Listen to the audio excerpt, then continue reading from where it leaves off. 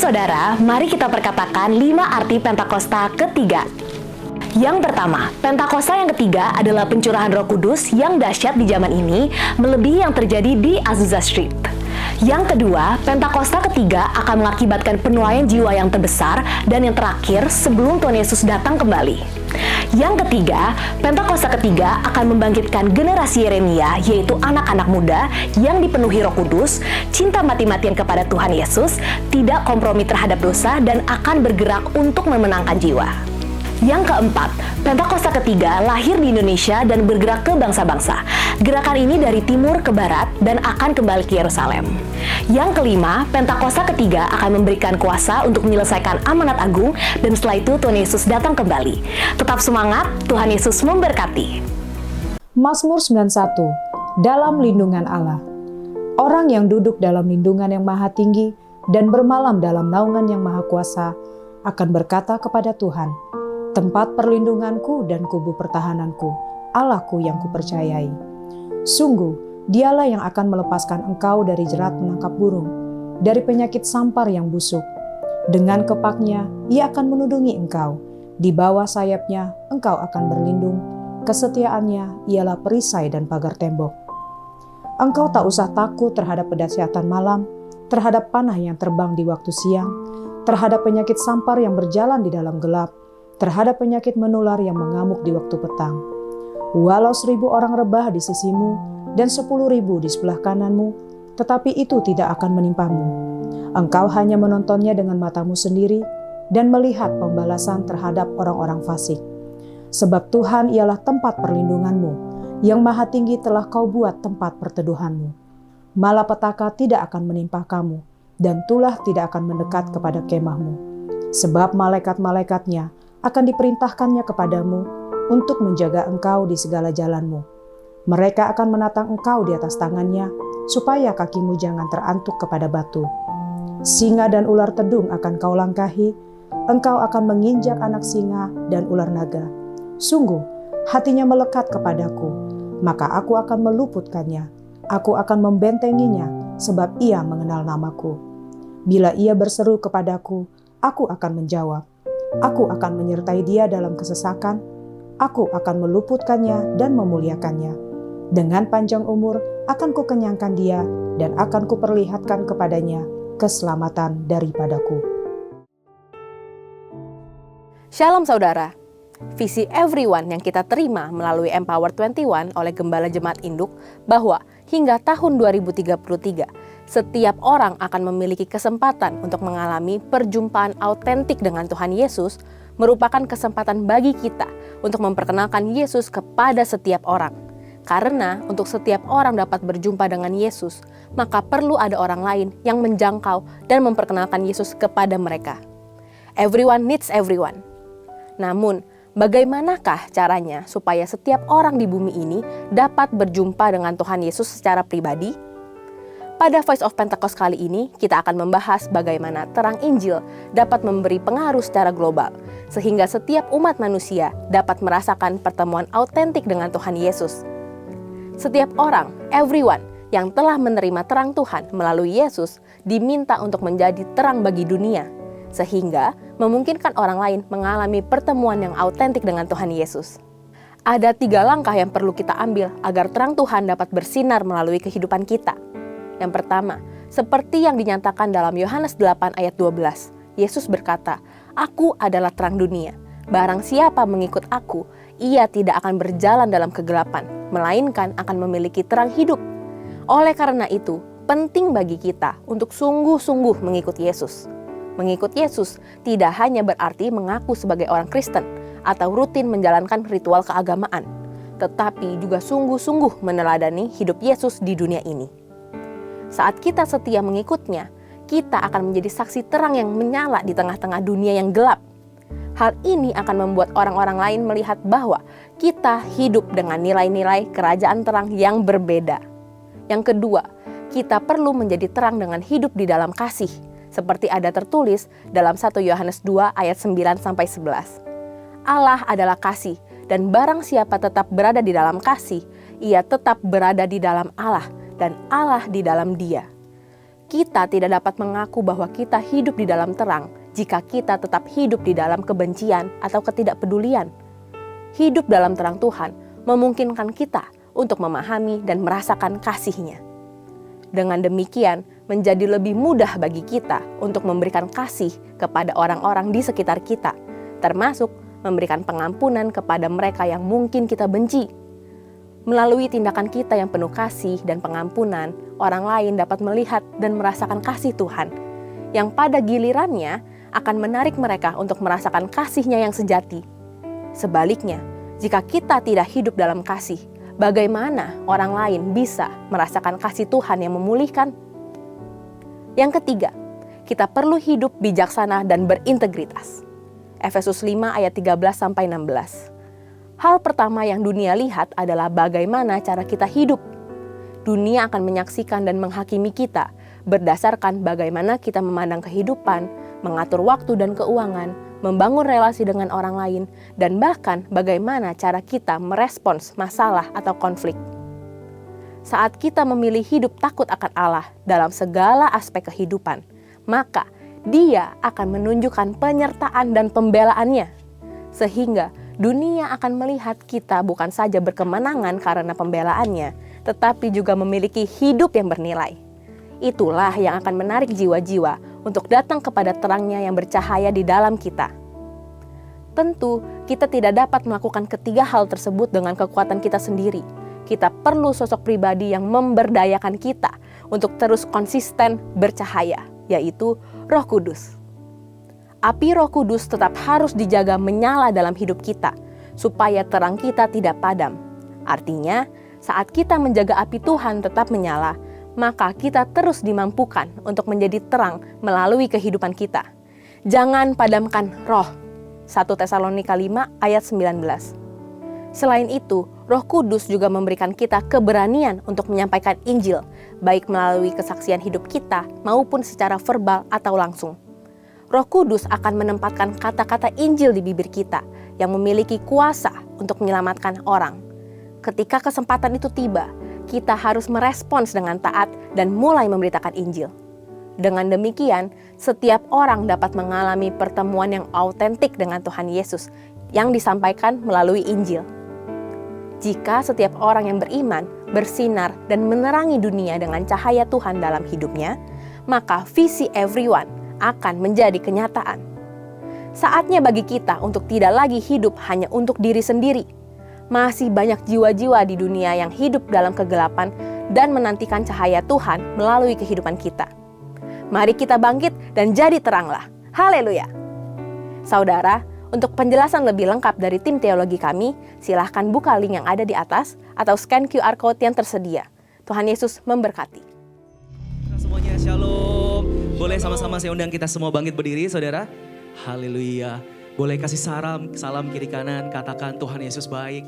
Katakan Jesus is good, God is good all the time. And all the time God is good. Berapa banyak Bapak Ibu Saudara, semua teman-teman yang hadir di sini, kita tahu bahwa kita harus sering mengucap syukur, Bapak Ibu Saudara. Amin.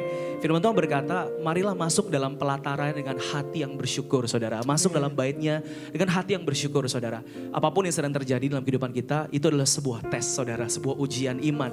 Apakah kita masih bisa bersyukur di hadapan Tuhan? It's so easy to being grateful dalam gunung yang tinggi ketika semuanya dalam keadaan yang baik. Tapi dalam keadaan yang sulit, masihkah kita bisa bersyukur, Saudara? Pagi hari ini, kita mau katakan ucapan syukur kita sama Tuhan. Amin, Saudara. Apapun terjadi, Tuhan tetap baik. This is our faith. Ini deklarasi kita pagi hari ini. Yang percaya boleh kasih tepuk tangan yang meriah buat Tuhan Yesus Kristus. Haleluya. Hidupku ada di tangan-Mu. Kau beri rancangan yang terindah. Tak hanya yang baik saja yang ku terima. Katakan saudara. Walau tubuhku diremukkan, amin. Walau jiwaku tergoyah, ini janji kami. Pujianku takkan terhentikan, Roh-Mu yang memberi penghiburan. Oh, akan ku pikul salibku, cukuplah kasih setiamu. Ku bertahan, kau kuatku. Boleh sama-sama angkat tangan kita, sama-sama kita berkata, ku mau tetap bersyukur. bersyukur dan senantiasa bersyukur. Segala yang ku alami, biar kehendak-Mu terjadi, dan ku mau tetap bersyukur, senantiasa bersyukur. Hatiku kan bersyukur karena hari ini, sebab hari ini hari yang berikan tepuk tangan yang meriah buat Tuhan Yesus. Haleluya. Oh, ini hidupku ada di tangan-Mu. Yes Lord, Kau beri rancangan yang terindah. Kami tahu saja yang ku terima, walau tubuhku diremukkan, walau jiwaku tergoyah. Ini janji kami, pujianku takkan terhenti. Kau yang beri,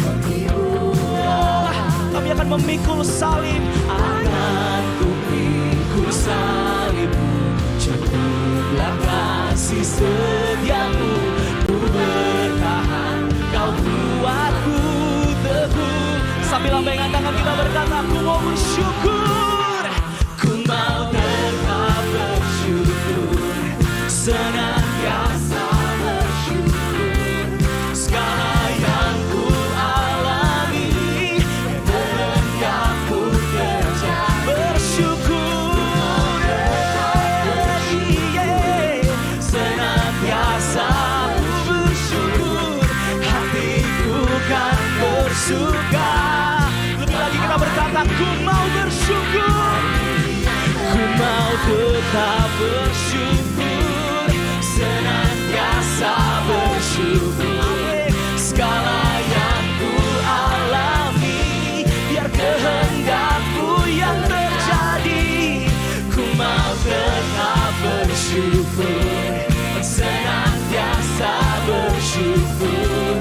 Hatiku kan bersuka, sebab hari ini hari yang sama-sama tepuk tangan di atas kepala kita, saudara. Haleluya. Katakan, akan ku pikul salib-Mu, cukuplah kasih setia-Mu, ku bertahan, Kau buatku teguhkan iman-Mu. Katakan, akan ku pikul salib-Mu, cukuplah kasih. Dalam kelemahan kami ada kekuatan Allah yang melimpah-limpah. Oh, akan ku pikul salib-Mu, cukuplah kasih setia-Mu, ku bertahan, Kau buatku teguh. Sama-sama angkat tangan kita berkata, ku mau tetap bersyukur. Haleluya. Senantiasa bersyukur. Segala yang ku alami, biar kehendak-Mu saja Tuhan. Ku mau tetap bersyukur, senantiasa hatiku kan bersuka, sebab hari ini hari yang terbaik. Haleluya. Sebab hari ini hari yang terbaik. Dengan iman berkata, sebab hari ini hari yang terbaik. Mari berikan tepuk tangan kalau mau percaya inilah hari yang Tuhan jadikan. Lebih lagi tepuk tangan, katakan haleluya. Kita menyembah Allah yang ajaib, saudara. Sama-sama tepuk tangan. Ini iman kami, Tuhan.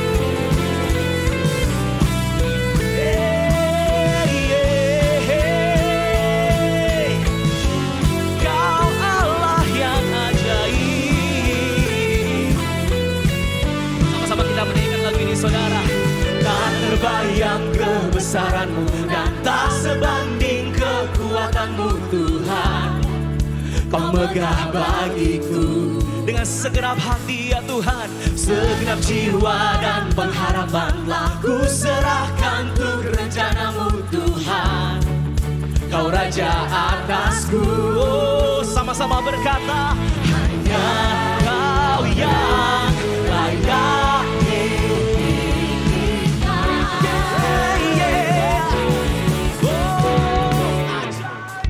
Ajaib Kau Tuhan, agung dan perkasa. Kaulah sumber kemenanganku, layak berkuasa memerintah di dalam hidup kami Tuhan. Yesus, Yesus Kaulah Raja Mulia. Sorakan, yang sama seperti Engkau Tuhan. Tuhan Kau yang agung dan ajaib. By faith sing it up. Terbayang kebesaran-Mu dan tak terbanding kekuatan-Mu Tuhan. Kau megah bagiku, oh, Kau besar. Segenap jiwa dan pengharapanlah ku serahkan untuk rencana-Mu di dalam jalan-jalan-Mu ya Tuhan. Kau menjadi Raja atas kami. Oh, hanya Kau yang layak diinginkan. Yeah, yeah. Oh, ajaib, ajaib Kau Tuhan, agung dan perkasa. Ya Tuhan, Kau sumber kemenanganku, layak berkuasa memerintah selamanya. Panggil namanya, sungguh ajaib, ajaib Kau Tuhan. Haleluya, agung dan perkasa.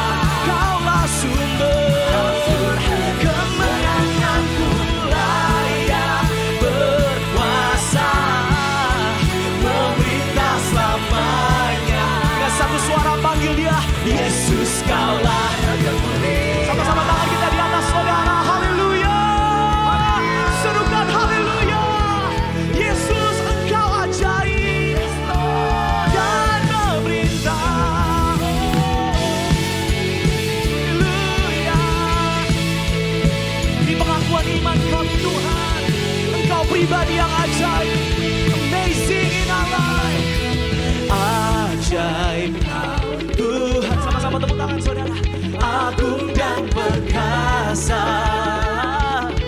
Kau sumber kemenanganku, layak. Oh, sebab Kau yang memerintah atas hidup kami. Kau yang nomor satu dalam hidup kami Tuhan. Yesus, Yesus Kaulah Raja Mulia. Ajaib Kau Tuhan, oh, agung dan perkasa. Dia agung, oh, layak berkuasa memerintah selamanya. Yesus, Yesus Kaulah Raja Mulia. Raja Mulia, Yesus, Raja Mulia. Tangan buat Dia, Raja Mulia. King of Glory comes in, King of Glory coming in. Haleluya. Berikan sekali tepuk tangan yang meriah buat Tuhan Yesus, saudara. Sorak-sorai haleluya. Sebelum duduk katakan kepada kiri kanan, katakan Tuhan Yesus baik. Tuhan Yesus God is good. baik. Hey, God is good. Haleluya. Silakan duduk kembali Bapak Ibu Saudara. Haleluya. Thank you Lord. Tuhan baik selalu dalam hidup kita. Amin Bapak Ibu. Tidak ada satupun yang luput dari matanya. Dia selalu memandang dan memperhatikan hidup kita. Ada amin Bapak Ibu? Ya. Kita teduhkan hati kita di hadapan Tuhan. Kami ada di sini Tuhan. Untuk mengenal pribadi-Mu lebih lagi. Kami mau jadi seperti yang Engkau inginkan. Tuntun kami kepada rencana-Mu Tuhan. Sebab pribadi-Mu lah yang kami rindukan. Sebab hanya Engkau lah Tuhan yang kami inginkan. Haleluya.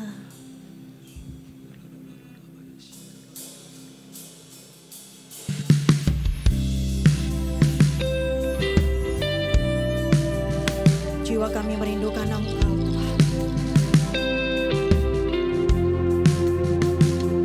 Sungguh kami ingin indah di mata-Mu.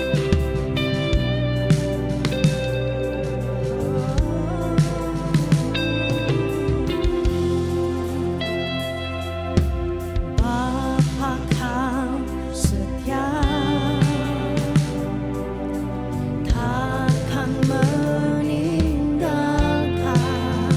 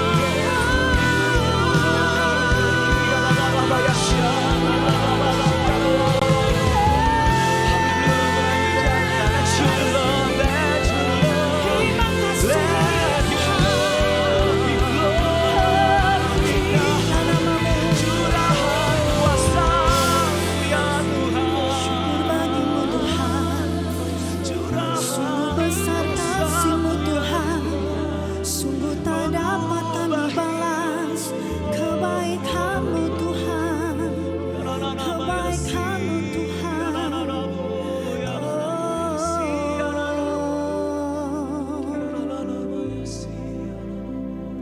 Sungguh besar kasih setia-Mu Tuhan di sepanjang hidupku. Amin. Takkan pernah ku berhenti memuji-Mu. Kau Allahku yang setia. Sungguh besar kasih setia-Mu Tuhan di sepanjang hidupku. Takkan pernah ku berhenti memuji-Mu. Kau Allahku yang setia. Sungguh besar kasih setia-Mu Tuhan di sepanjang hidupku. Takkan pernah ku berhenti memuji-Mu. Kau Allahku yang sungguh besar kasih setia-Mu.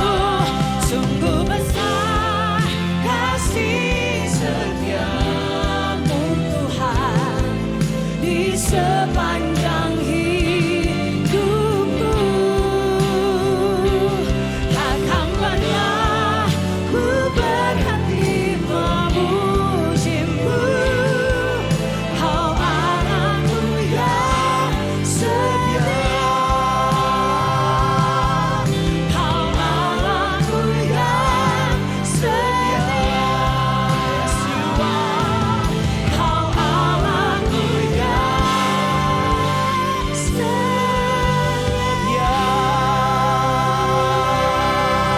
Haleluya. Kita berikan sorak-sorai buat kebaikan Tuhan. Haleluya. Haleluya. Haleluya, haleluya Tuhan. We thank you Jesus for your presence in this place Tuhan. Kami betul-betul bisa merasakan itu ya Tuhan. Oh Tuhan, terima kasih Tuhan untuk hari yang begitu baik ini ya Tuhan. Kami mau berdoa Tuhan, satu doa kami ya Tuhan. Biarlah kami sebagai jemaat-Mu Terus mencari perkenanan-Mu dalam hidup kami. Kehendak-Mu itulah yang kami butuhkan Tuhan. Oh Yesus. God, I look to you. I won't be overwhelmed. Give me vision to see things like you do. God, I look to you.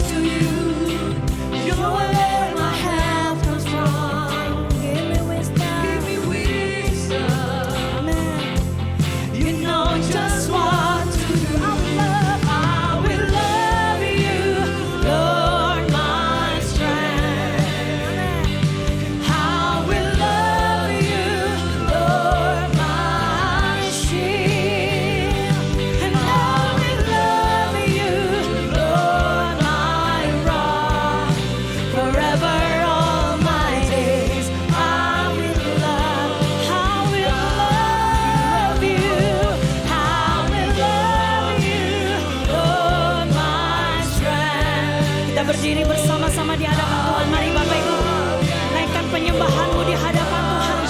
How we love you, and how we love you, Lord my rock, forever all my days. How we love you,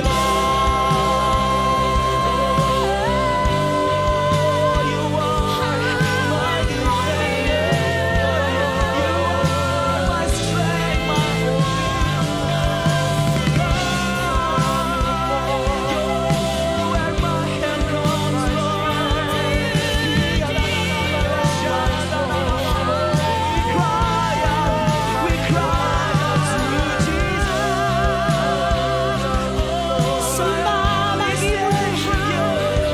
Kami tinggikan Engkau.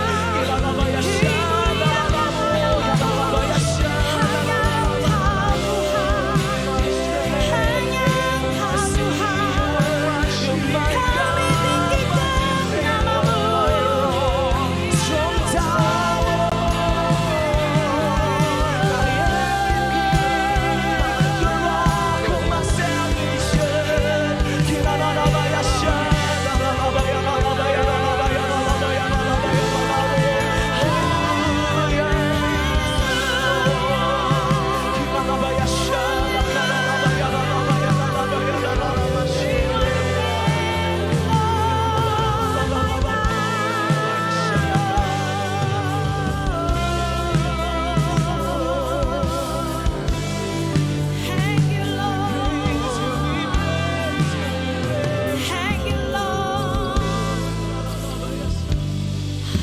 Hallelujah, our God reigns. Yes, Lord. Hallelujah, our God reigns. And hallelujah, our God reigns forever all my days. Hallelujah. Sing hallelujah. And hallelujah, our God reigns. Amen. Hallelujah, our God reigns. Hallelujah, our God reigns forever all my days. Mari angkat hatimu di hadapan Tuhan. Sing hallelujah. Hallelujah, our God reigns. And hallelujah, our God reigns. Hallelujah, our God reigns forever all my days. Mari kita angkat tangan kita sekali lagi. Sing hallelujah. Hallelujah, our God reigns. Let's go. Hallelujah, our God reigns. Hallelujah, our God reigns forever all my days.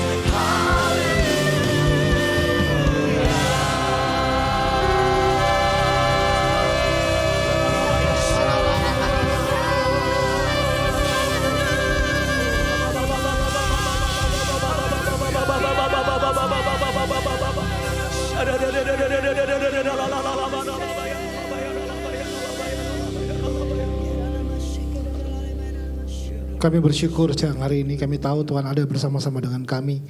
Berbicaralah dan berikan kepada kami apa yang dunia gak bisa berikan dalam hidup kami. Tuhan, nyatakan isi hatimu dan jangan tahan-tahan kebaikanmu. Sebab kami akan mengetahui kebenaran, dan kebenaran yang kami ketahui akan memerdekakan setiap kehidupan kami. Dan di atasnya kami hidup, kami janji Tuhan dipermuliakan sampai selama-lamanya. Kami menyerahkan seluruh waktu ini ke dalam tangan kasih Tuhan. Hanya di dalam nama Tuhan Yesus Kristus kami berdoa dan bersyukur, haleluya. Dan bersama-sama kita berkata, amin. Silakan duduk Bapak Ibu semuanya. Shalom Bapak Ibu semua. Sangat senang saya siang hari ini bisa berjumpa dengan Bapak Ibu. Tuhan jaga setiap kita punya kehidupan. Kita percaya bahwa ada berkat dan rencana Tuhan yang terbaik dalam setiap kehidupan kita. Amin Bapak Ibu. Amin. Dan pada pagi hari ini yang akan saya share bersama-sama dengan Bapak Ibu adalah salah satu hal yang menurut saya sangat fondasi dan basic dalam kita punya hidup. Saya memberi judul namanya adalah My True Identity atau identitas yang sejati dalam kehidupan kita. Bahwa saya menemukan di dalam perjalanan kita punya kehidupan, mengenal Tuhan dan mengenal siapa diri kita, itu adalah hal yang penting yang perlu terbangun dalam kehidupan ini. Kadang orang berhasil mengenal siapa Tuhan, tapi orang gagal mengenal dirinya sendiri.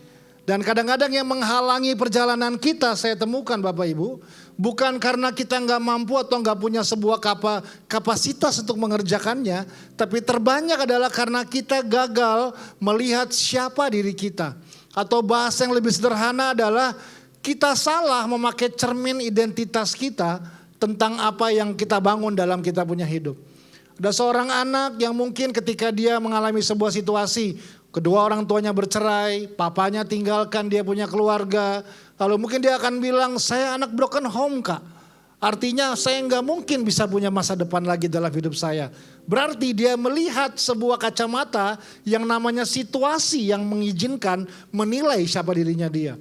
Padahal saya menemukan sampai hari ini tidak ada tempat terbaik untuk kita bisa menemukan dan mengenal siapa diri kita yang sesungguhnya selain yang namanya firman Tuhan dalam kita punya hidup.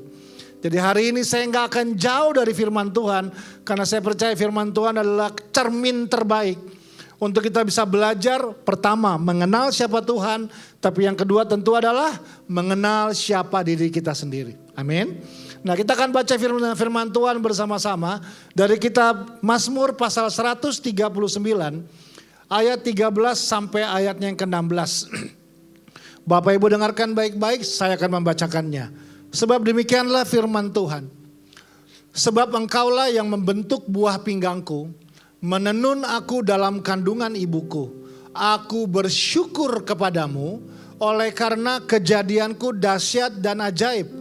Ajaib apa yang kau buat dan jiwaku benar-benar menyadarinya. Tulang-tulangku tidak terlindung bagimu ketika aku dijadikan di tempat yang tersembunyi dan aku direkam di bagian-bagian bumi yang paling bawah. Matamu melihat selagi aku bakal anak dan dalam kitabmu semuanya tertulis hari-hari yang akan dibentuk sebelum ada satupun daripadanya. Oke Bapak Ibu semua yang saya kasihi, dalam ayat-ayat yang kita baru baca, setidaknya saya menemukan ada 3 identitas sejati manusia yang perlu kita kenali, yang perlu kita bangun dalam kehidupan kita, agar di dalam perjalanan yang Tuhan percayakan dalam kehidupan Bapak Ibu, kita bisa maksimal, kita bisa menyelesaikan semuanya seperti yang Tuhan mau dalam kehidupan ini. Ayat ini ditulis oleh seorang yang sangat luar biasa yang pernah ada dalam sejarah Alkitab, yaitu adalah seorang yang bernama Daud. Dan waktu Daud menulis ayat-ayat ini, ada hal-hal yang dengan cepat saja saya akan coba sampaikan, akan menolong, yang saya berdoa akan menolong kita punya perjalanan kehidupan.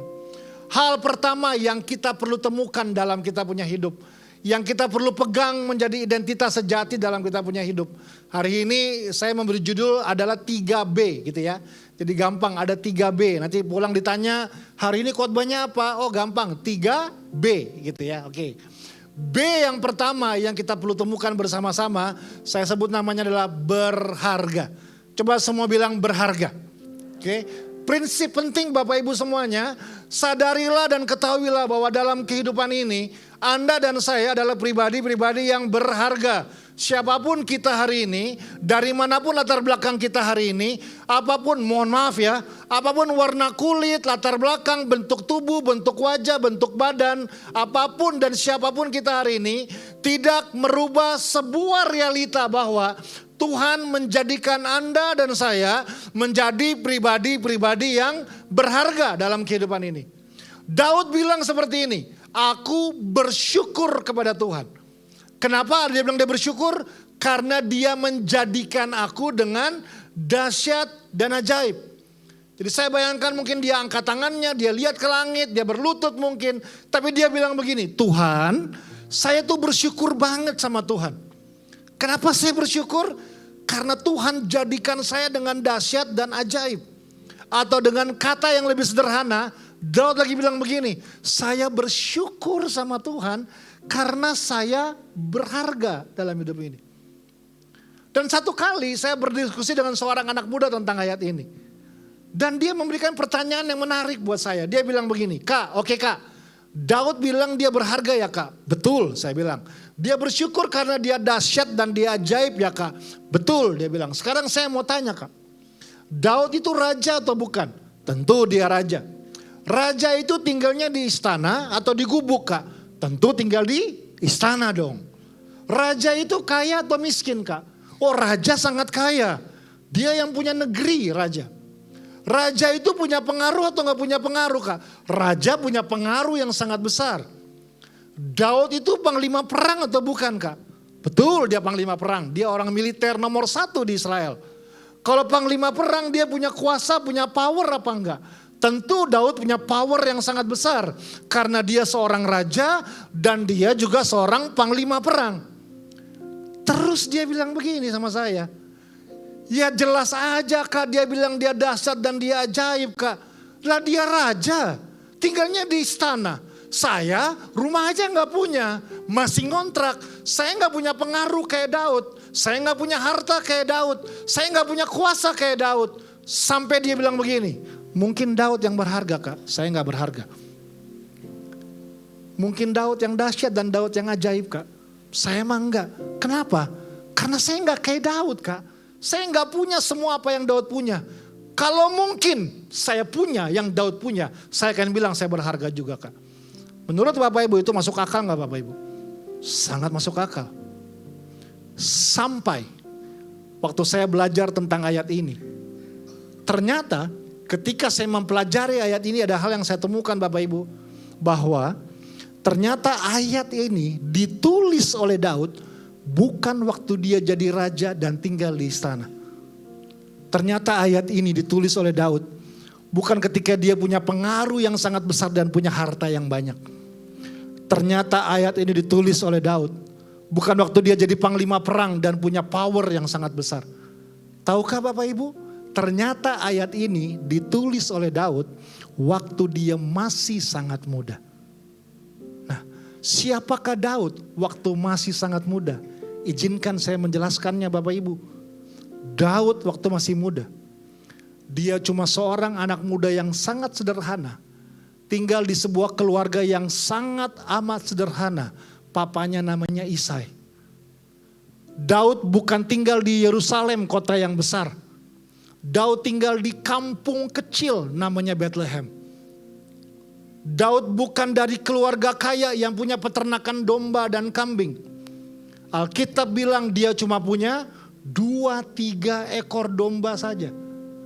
Jadi hari itu ketika Daud tulis ayat ini, ketika dia ciptakan Mazmur ini, dia adalah seorang anak muda yang sangat terbatas, tinggal di keluarga yang sangat sederhana, bukan di rumah yang di kota yang besar, di kampung yang kecil namanya Bethlehem. Dia bukan tinggal di tempat yang punya semua fasilitas. Dia nggak punya apa-apa. Bahkan kita tahu dia adalah anak broken home. Dia pun kurang kasih sayang dari orang tuanya. Masih ingat ketika Nabi Samuel datang ke rumahnya Isai. Mau mengurapi Raja Israel yang berikutnya. Papanya Daud keluarkan semua kakaknya Daud. Yang ini mah gak penting. Di ladang aja urus domba. Sampai Daud tulis curhat begini, sekalipun ayahku dan ibuku meninggalkan aku. Jadi bayangkan dia di tengah kondisi begini, kurang semuanya. Kurang fasilitas, kurang kekayaan, kurang pengaruh, kurang kasih sayang, kurang perhatian. Di tengah semua kondisi itu, ini yang Daud bilang, saya bersyukur. Kenapa? Karena saya berharga. Bapak Ibu, saya bersyukur saya bukan Daud Bapak Ibu. Mungkin kalau saya jadi Daud, Mazmurnya akan beda Bapak Ibu. Mungkin saya akan tulis saya marah sama Tuhan. Karena saya tinggal di keluarga yang miskin. Mungkin saya akan tulis saya benci sama Tuhan. Karena orang tua saya nggak peduli dan sayang sama saya. Mungkin saya akan tulis, saya kecewa sama Tuhan. Karena kondisi saya nggak seperti kayak anak-anak Israel yang lainnya. Bapak Ibu zaman dulu adalah kebanggaan buat anak Israel jadi tentara Bapak Ibu. Kakak-kakaknya Daud semua jadi tentara. Daud urus domba di ladang yang cuma 2-3 ekor. Karena dari sisi cuan gak ada cuannya. Kalau dombanya banyak mungkin kakaknya yang pegang peternakannya. Tapi di tengah situasi itu ini yang Daud bilang, saya bersyukur karena saya berharga. Artinya begini, di saat gak ada satupun realita yang bisa buat dia bilang dia bersyukur, dia tetap bilang dia bersyukur. Di saat gak ada satupun bukti nyata yang menyatakan keberhargaan seseorang versi kita, dia tetap bilang dia berharga. Artinya Daud lagi bilang begini, saya berharga bukan karena apa yang di tangan saya atau apa yang gak di tangan saya. Tapi saya berharga karena siapa yang tinggal di dalam hidup saya. Tapi kalau kita boleh jujur, orang-orang hari ini kejar keberhargaan dari apa yang di tangannya dia. Kalau mobil saya bisa lebih bagus, baru saya berharga. Kalau saya bisa pakai sepatu lebih mahal, baru orang respect sama saya. Kalau saya punya posisi jabatan yang tinggi, saya punya bisnis yang semakin besar, baru orang hormat sama saya. Kalau saya bisa punya jam tangan yang lebih mahal, baru orang hormat dan respect dan hargai saya. Orang mengejar keberhargaan dari apa yang di tangannya. Tapi hari ini kita belajar bersama-sama Bapak Ibu. Firman Tuhan berkata, Anda dan saya adalah pribadi yang berharga. Amin. Bukan karena apa yang di tangan kita, tapi karena siapa yang diizinkan tinggal dalam kita punya hidup. Makanya kita berharga bukan karena merek baju kita berharga bukan karena kita tinggal di kompleks perumahan seperti apa. Anda boleh datang naik mobil, Anda boleh datang naik ojek, Anda boleh pulang gak tahu mau pulang ke rumah mana. Tapi saya percaya kalau kita paham prinsip ini, kita boleh datang merasa menjadi orang yang gak punya apa-apa, tapi kita bisa pulang menjadi orang yang percaya. Saya punya segala-galanya karena keberhargaan saya, bukan karena apa yang di tangan saya. Tapi keberhargaan saya karena Yesus tebus saya punya hidup. Keberhargaan saya karena dia curahkan darahnya di kayu salib. Dan dia tebus, firman Tuhan bilang, 1 rupiah pun gak mungkin bisa beli itu. Makanya diberikan dengan cuma-cuma dalam kita punya hidup. Sebagai tanda bahwa Anda dan saya berharga. Jadi hari ini pun sama. Kalaupun Tuhan berikan berkat di tangan kita, kalaupun Tuhan berikan perusahaan di tangan kita, kalaupun Tuhan berikan posisi, jabatan, kekayaan, harta, apapun di tangan kita, kita akan sadar bahwa itu bukan ukuran keberhargaan dalam kita punya hidup. Amin Bapak Ibu. Kita itu dipercaya menjadi pengelola yang baik. Tapi keberhargaan kita adalah kata firman Tuhan, karena Yesus mati buat kita. Dia curahkan seluruh hidupnya untuk tebus kita punya hidup. Kenapa? Karena Anda dan saya itu punya nilai namanya berharga dalam hidup. Jadi prinsip yang pertama, bangunlah sebuah keyakinan. Siapapun Anda hari ini, apapun yang pernah terjadi dalam kehidupan Anda. Satu kali saya ketemu seorang gadis, saya tanya sama dia, kamu kelas berapa? Dan dia menjawab, harusnya saya kelas 2 SMP kak. Loh, dia bilang harusnya, berarti dia udah gak sekolah lagi. Di pikiran saya mungkin ada masalah keuangan. Saya tanya, kenapa kamu gak sekolah lagi? Saya berpikir mau coba bantu. Terus dia bilang begini sama saya, itu kak alasannya. Dia tunjuk ke belakang saya. Dan di belakang saya lihat ada seorang ibu menggendong seorang bayi. Terus dia bilang, itu anak saya kak. Dia kelas 2 SMP. Pemakai narkoba kelas berat. Satu kali sama pacarnya ditidurin dan hamil. Pacarnya lari kabur tinggalkan dia. Dan dia harus menghadapi sebuah realita seorang gadis 14 tahun. Menjadi seorang single mother sendiri tanpa pengetahuan, tanpa pemahaman dan tanpa pengalaman. Saya aja yang baru menikah 13 tahun sama istri saya. Ngurus 2 anak aja kan kita perlu anugerah banget dari Tuhan. Nah ini sendiri.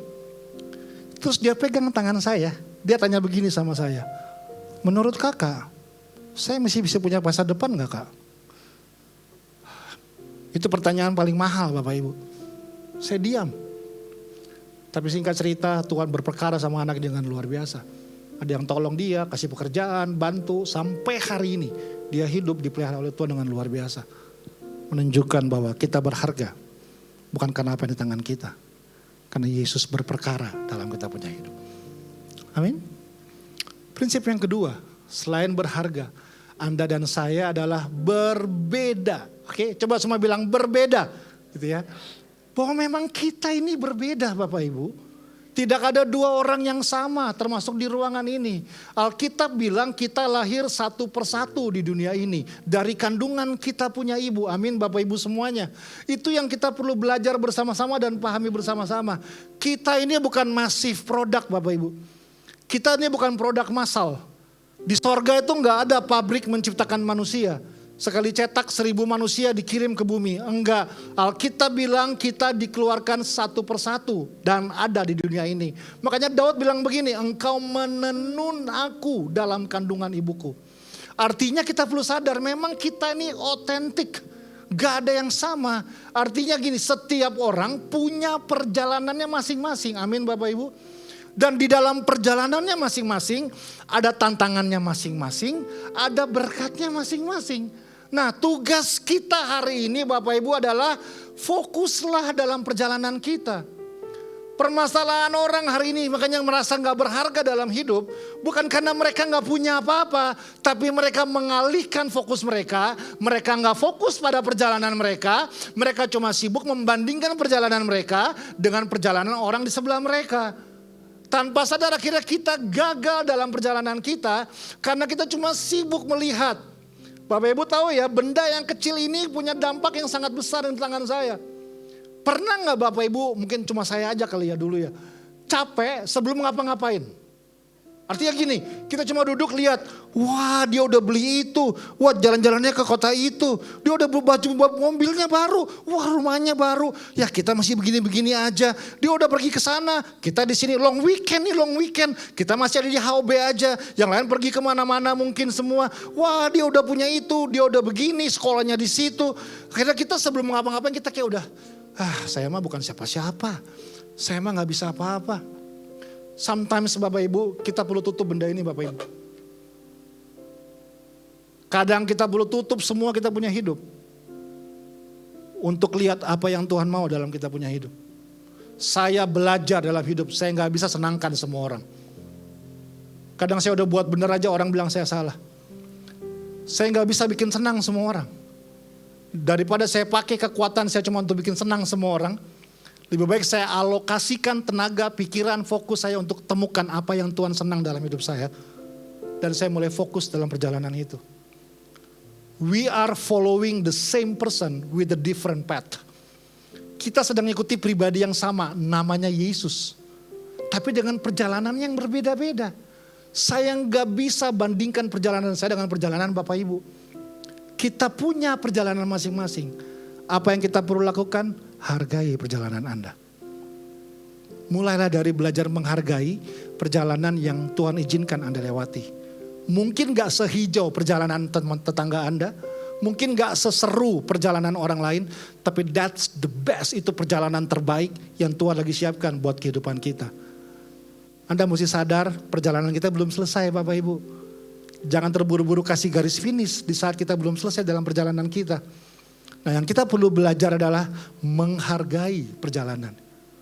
Makanya Daud sampai pakai bilang begini, ya engkau menenun aku dalam kandungan ibuku. Tadi di ibadah pertama saya cerita, salah satu produk Indonesia yang saya paling suka namanya adalah kain batik. Saya suka banget kain batik gitu ya. Sampai tadi pagi saya sedikit guyon ya karena saya 2 kali kesini berasa saltum Bapak Ibu salah kostum. Karena saya 2 kali kesini formal banget pakai batik, sempat pakai jas dulu. Ushernya para diakennya semua pakai jaket jeans sama kaos. Oh jadi tadi pagi saya nggak mau salah, saya pakai jaket jeans. Saya sampai tadi pagi akhirnya pakai batik semua Bapak Ibu sama celana bahan. Ya salah kostum lagi saya gitu ya. Tapi saya suka sekali batik. Kemana aja saya pergi, pelayanan di kota apa aja, apalagi Indonesia, batiknya sangat beragam. Satu kali saya sedang melayani di sebuah kota, di kota Cirebon Bapak Ibu. Selesai ibadah pertama, ada break sampai sore. Pak gembalanya ngomong, Pak siang ini kita kosong Pak. Bapak mau jalan-jalan kemana? Oh Pak, ada toko batik gak yang bagus? Oh baik Pak, saya bawa ke, dia bilangnya sih salah satu toko batik yang bagus di kota Cirebon. Ya sudah, saya datang, saya dilayani oleh pramusaji staf di sana. Siang Pak, iya Mbak, saya bilang, Bapak mau beli batik apa? Waduh, saya juga nggak tahu kan. Tapi saya nggak mau kalah. Emangnya ada batik apa aja Mbak? Nah, oh sini Pak, ini. Jadi ini batik semua ya. Nah ini namanya batik cetak Pak. Maksudnya gimana Mbak? Oh ini dibuatnya Pak, nanti didesain pakai komputer. Baru dimasukin di alat cetak, nanti dicetak Pak. Nah sekali keluar nih bisa banyak Pak nih. Ini semua sama nih Pak, satu cetakan. Ini semua nih, tumpukan, satu cetakan semua. Nah apalagi kalau badan kayak Bapak nih kayaknya satu nggak cukup nih Pak. Batik nih Pak, nah, cocok nih Pak 2 batik gitu ya. Maksudnya saya bilang gitu langsung ya. Gitu. Oh menarik saya bilang. Terus ada batik apa lagi Pak? Oh mau lihat lagi Mbak. Pak ayo kita ke ruangan sebelah. Nah, saya dibawa ke ruangan sebelah, banyak lagi batik. Nah, terus dia jelasin, kalau ini Pak namanya bukan batik cetak. Oh ya, ini namanya batik tenun Pak. Maksudnya gimana Mbak? Saya tanya. Ini buatnya nggak pakai komputer Pak. Lalu cara buatnya gimana? Nah Bapak lihat ke situ ada jendela. Coba Bapak intip di balik jendela tersebut. Saya jalan ke situ, saya intip ke belakangnya. Ada sekitar 20 tahu ya orang-orang tua mbok-mbok gitu ya tahu ya. Tiup tulis digambar di kain gitu ya. Nah ini mereka yang buat Pak. Mereka buatnya satu-satu Pak. Saya ditantang. Bapak silakan bongkar semua batik di ruangan ini. Bapak gak mungkin menemukan 2 batik yang sama persis Pak. Yang mirip mungkin ada Pak. Tapi yang sama identik Bapak gak mungkin temukan. Kenapa Mbak? Dia jelasin lagi. Karena ditenun Pak. Oke, menarik. Saya bilang, sampailah pada pertanyaan terakhir dong. Harganya berapa Mbak? Saya tanya. Oh, yang di depan tadi Pak, yang batik cetak, satu kain itu 2 meter. Sekitar 150 sampai 200 ribu per kain Pak. Oke. Nah kalau yang ini. Nah kalau yang ini Pak, paling murah Pak, 3 juta rupiah satu kain. Saya kaget. Kok mahal banget Mbak? Dia ulang. Karena ditenun Pak. Tiba-tiba saya ingat ayat ini. Daud bilang, engkau menenun aku dalam kandungan ibuku. Artinya Daud lagi bilang begini nih. Kita punya nilai mahal banget. Kita punya nilai berharga banget. Mohon maaf Bapak Ibu, kita bukan orang murahan di muka bumi ini. Tuhan gak pernah lahirkan kita menjadi pecundang di muka bumi ini. Saya percaya Tuhan gak pernah salah pilih kita punya hidup. Saya tahu Tuhan gak pernah bercanda bangun kita punya hidup. Tuhan gak pernah bercanda taruh Anda di keluarga Anda hari ini. Tuhan gak pernah bercanda pilihkan istri dan suami untuk Anda. Tuhan gak pernah bercanda titip anak-anak di rumah Anda hari ini. Tuhan gak pernah bercanda taruh perusahaan yang Anda pegang hari ini. Tuhan gak pernah bercanda taruh Anda di pelayanan yang sedang Anda bangun hari ini. Karena Tuhan serius sama hidup kita. Karena begini, buat dia kita punya nilai mahal banget. Buat dia kita begitu berharganya buat kehidupan kita. Itu yang kita perlu lihat dan kita perlu bangun dalam kita punya hidup. Makanya saya selalu bilang Tuhan gak mungkin curang dalam kita punya hidup. Kadang kita yang suka curang. Kadang kita yang suka hitung-hitungan sama Tuhan. Tapi hari ini kita belajar. Di dalam perjalanan kita, Tuhan mau kita terus belajar. Pertama, saya berharga. Bukan karena apa yang di tangan saya. Bukan karena apa yang saya miliki. Enggak, saya berharga karena Yesus yang ada dalam hidup saya. Tapi kedua, saya berbeda. Saya punya perjalanan yang Tuhan percayakan. Saya perlu belajar. Pertama, fokus sama perjalanan saya. Kedua, menghargai perjalanan saya. Kalaupun jalan yang harus saya lewati adalah hari ini adalah contoh ya.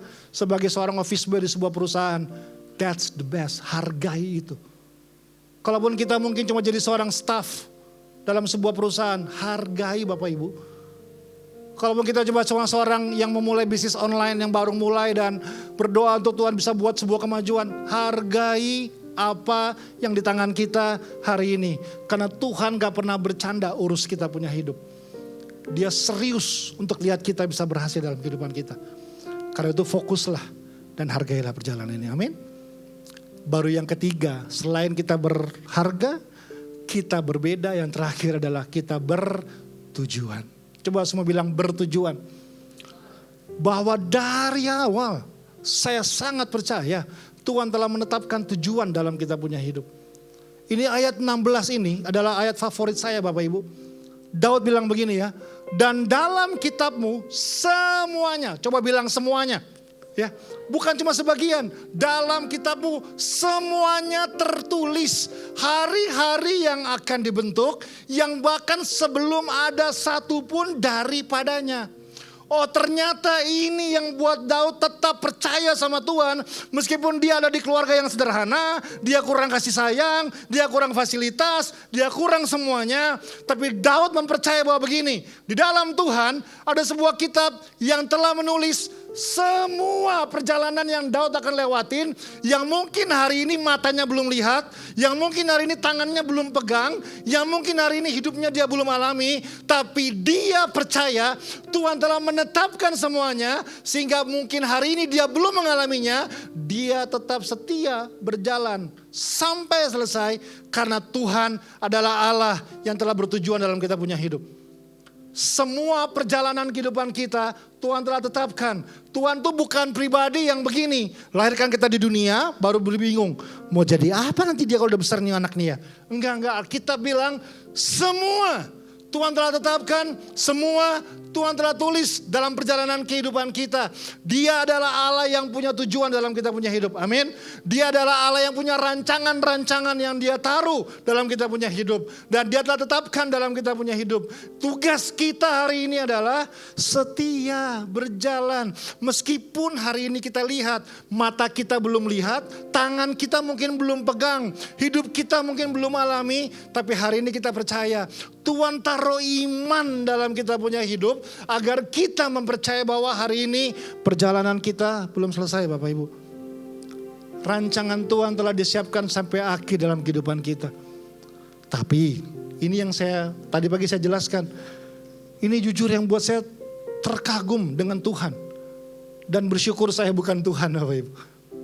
Karena setelah dia siapkan semuanya. Dia taruh lagi terakhir satu sama manusia. Ini ya yang menurut saya yang buat Tuhan luar biasa. Karena kalau saya jadi Tuhan, tapi kan saya bukan Tuhan Bapak Ibu ya. Kalau saya jadi Tuhan, saya gak akan taruh ke manusia ini. Kenapa? Setelah disiapkan semuanya, dia taruh ini kehendak sama kita. Artinya kita bebas memilih. Kita mau setia dengan Tuhan siapkan, atau kita bisa memilih, maaf Tuhan, kayaknya dunia lebih menarik daripada ini. Kita bisa memilih, maaf Tuhan, kayaknya saya memilih jalan yang lain. Kenapa? Karena itu pilihan kita, setuju Bapak Ibu? Kita diberikan kehendak, Tuhan sudah siapkan, tinggal tugas kita berkehendak. Nah, prinsip tentang tujuan adalah, hari ini perjalanan Anda belum selesai Bapak Ibu. Jangan izinkan realita kita hari ini yang label masa depan kita Bapak Ibu. Saya ketemu orang-orang yang mungkin dianggap udah mungkin bisa punya masa depan. Tapi saya lihat hidup mereka berubah total. Karena ini, percaya Tuhan punya tujuan. Satu pagi jam 6 subuh saya ingat ada seorang gadis bawa abangnya Bapak Ibu. Datang ke tempat kami. Dalam kondisi samurai nempel di sini Bapak Ibu. Luka bacok semua di badan. Saya panik, saya bilang ini bukan UGD. Kok dibawa ke sini saya bilang. Dia bilang tolong abang saya Kak. Namanya R inisialnya. Si R ini dia adalah seorang pemakai narkoba. Bandar narkoba kelas berat. Seorang debt collector. Dan seorang hunter, pembunuh bayaran. Jadi dia lagi pakai narkoba namanya sabu-sabu. Lagi mabok di samurai sama abang yang satu lagi. Jadi ribut besar, adiknya yang perempuan selamatkan. Dan bawa ke tempat kami, saya ingat adiknya menangis di kaki saya. Tolong abang saya Kak, saya nggak tahu mau kemana lagi. Waktu saya lihat dia, saya lihat saya 25 tahun lalu Bapak Ibu. Persis kayak begitu, hancur, terikat narkoba, dikejar polisi, bangun dari got, kehilangan pendidikan, kehilangan keluarga, berantakan semua. Tapi kalau dulu saya hancur bisa seperti ini, artinya saya yakin dia juga bisa berubah. Ya sudah, dalam nama Yesus tarik napas, bawa, rawat semuanya, sampai sembuh Bapak Ibu. Sekarang dia mengembalakan di daerah Depok dengan jemaat yang sangat-sangat amat luar biasa Bapak Ibu. Di situ saya belajar. Kita gak bisa berhenti. Otorealita kita kayaknya gak mendukung untuk menyatakan bahwa Anda dan saya berharga di mata Tuhan. Kita perlu terus berjalan sampai kita lihat Tuhan menyelesaikan dalam kehidupan kita. Satu kali ada sebuah keluarga bawa anaknya umur 25 tahun Bapak Ibu. Beratnya gak sampai 40 kilo, positif HIV AIDS, pemakai narkoba kelas berat. Di garasi rumah sebelum berpisah sama orang tuanya, papanya pamit sama dia namanya J. J, fokus sama kesembuhan kamu aja ya. Gak usah khawatir yang lain ya. Kalau butuh apa-apa telepon papa. Papa kirim. Butuh makanan, papa akan kirim. Butuh makanan, butuh baju, butuh uang. Tinggal hubungi aja. Kamu gak usah fokus yang itu. Yang penting kamu fokus sama kesembuhan kamu aja. Nanti bulan depan papa, mama sama adik-adikmu akan kesini jenguk kamu. Oke? Kamu semangat aja ya pokoknya ya. Iya Pak. Anaknya masuk ke dalam, papanya ngomong sama saya. Ben, Om titip anak Om ya. Kamu butuh apa aja bilang sama Om. Butuh makanan, butuh baju, butuh apapun. Pokoknya jangan malu-malu. Langsung Om bilang sama Om akan kirim segera. Baik Om. Lalu kami masuk ke rumah. Ini keluarga pergi, ini yang terjadi. Keluarga ini pergi, tiba-tiba ganti nomor telepon, ganti identitas, pindah keluar kota, menghilang begitu aja. Gak mungkin saya buang nih anak di got Bapak Ibu. Tapi saya belajar. Tuhan kalau menyatakan tujuannya pasti sampai selesai. Yang saya perlu adalah saya perlu kuatkan saya punya diri. Dan setia dalam proses yang Tuhan mau saya lewati. Ya sudah. Temani lagi, rawat lagi. Sampai sembuh Bapak Ibu. Bahkan berapa tahun kemudian keluarganya nongol lagi. Giliran udah sembuh aja baru nongol. Tapi saya mau marah? Enggak. Itu bagian dalam proses perjalanan yang Tuhan percayakan dalam kehidupan saya. Karena saya percaya Tuhan punya tujuan dalam kita punya hidup. Jadi hari ini jangan menyerah Bapak Ibu. Hari ini jangan berhenti. Anda berharga. Anda berbeda. Anda bertujuan. Karena Tuhan Yesus sangat mengasihi kehidupan kita semua. Saya undang kita berdiri bersama-sama.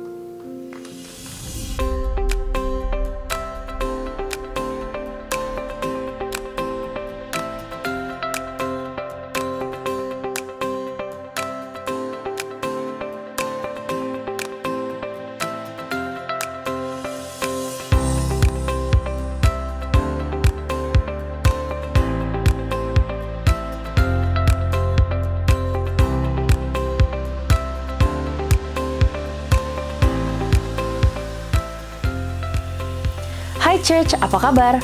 Berikut adalah pengumuman GBI Puri Indah untuk 1 minggu ke depan.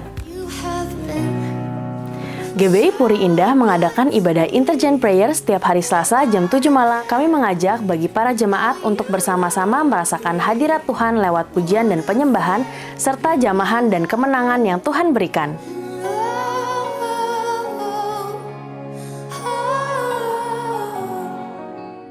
Ibadah Women in Christ diadakan setiap hari Kamis jam 10 pagi di GBI Puri Indah, basement G4, zona merah.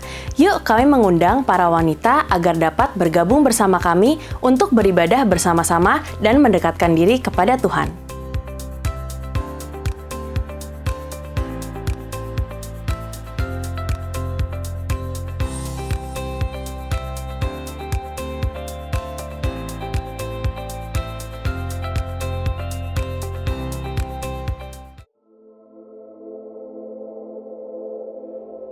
Imagine an event where hundreds of youth unite for one night to glorify God. Imagine an event with worship that lifts the name of Jesus. Imagine an event where lifelong friendships can be made. Imagine an event that can spark life change in the hearts and minds of students. Imagine an event that could change everything. Can you imagine?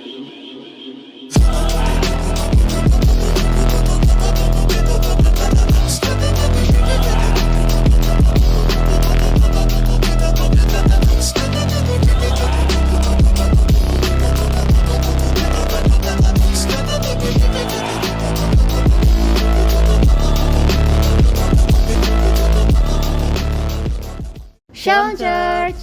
Acara Live House Week Off ini merupakan acara di mana kita bisa memuji dan menyembah Tuhan secara bersama-sama dan berfellowship secara bersama. Dan ada foto booth juga loh. Nah, untuk pendaftarannya, teman-teman bisa mendaftarkan diri melalui QR code di bawah ini atau melalui counter ibadah di depan. Tuhan memberkati. See you there! Everyone Asia 2024 adalah konferensi yang akan diadakan di Sentul pada tanggal 3 sampai 5 Juli 2024. Acara ini berfokus untuk mempersiapkan setiap orang, terutama gereja-gereja di Asia, untuk menyelesaikan amanat agung pada tahun 2033. Mari kita mendukung dalam doa agar acara ini dapat berjalan dengan baik dan berdampak bagi gereja-gereja di seluruh Indonesia dan bangsa-bangsa.